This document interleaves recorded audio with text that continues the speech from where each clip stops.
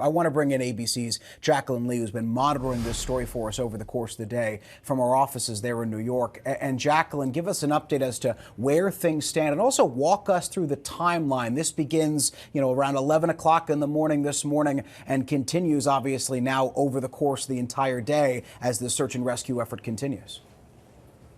That's right. I mean, there have been dozens and dozens of first responders that rushed to the scene to try to extract those workers still trapped in there. Yes, they said they did extract one person successfully. That person is alive and was sent to the hospital. The other person unaccounted for. But Jay, just to give you a picture of this overall response that we're learning about, about 20 EMS agencies have assisted at this point in about 14 fire departments. When this explosion first happened, it was labeled as a mass casualty incident level 3.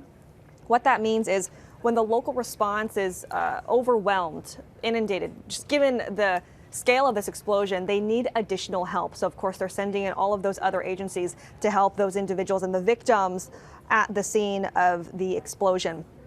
Officials say with the health department, they also spoke and they said that they are advising residents out of an abundance of caution to close their windows, put the HVAC on recirculation, and just to avoid activities that involve outside air. The concern here is sulfur dioxide. They said right now how they were measuring it, nothing is out of line at the moment, but they just want everyone to be as safe as possible as this continues to unfold. But the number one priority that we're seeing here is there is still one person inside. They are battling the elements because when it's hot, there's a lot of debris and you're physically working, trying to go through that debris and find someone who may be alive still. That's a lot, and so these agencies working around the clock to try to find this person. Jay. Yeah, Jacqueline Lee, with a key point there in that the level of toxins that they are measuring for are within acceptable levels, that according to county officials. So there is not a concern at this hour of an environmental issue. This, Jacqueline, is, as we understand it, the largest plant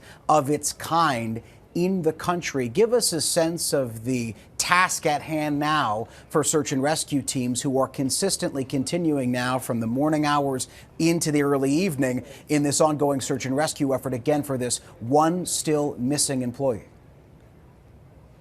You have to think about the environment, right? You see it in the stunning video that we've been looking at in the moments after the explosion. All of that smoke billowing everywhere. It's difficult to see. And then you have all of that debris that is just piling up as a result of the explosion.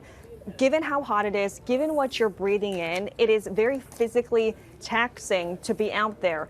But what many people are thinking about is the one individual that's still inside that plant.